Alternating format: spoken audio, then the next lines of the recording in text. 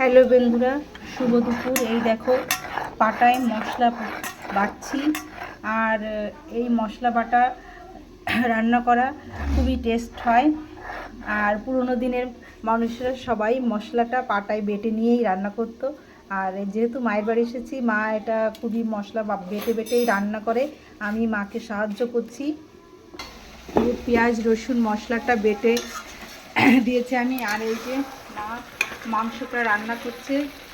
আর দেখো, মার তো অনেক বয়স হয়েছে, মা এই বয়সে রান্না করছে। সেই অনেক, মার তো শরীর টরীর ভালো না, তাও মা অনেক কষ্ট করে মা এই বয়সে রান্না করছে। মার শরীরটাও খুব গরমে খুবই কষ্ট, এই আগুনের পাশে বসে থেকে রান্না করা। তাও মা সবার জন্য অনেক করে, এই সবসময়ই করছে। এই যে মশলা ভেজে তুলে নিয়েছে, আবার এদিকে যে মাংসটা কষানো হচ্ছে। এই আর পেঁয়াজ রসুন আদা সব বেটেছি, আবার এদিকে জিরে গরম মশলা, তারপরে কি এই এলাচ, এগুলো সব বেটে দিতে হবে। এই যে এগুলো দিয়েছে। এই যে মশলাটা বেটে নিয়েছি, পাটায় সুন্দর করে বেটে নিয়েছি। আর এদিকে তো আর আমি স্যালাডটা কাটবো এখন।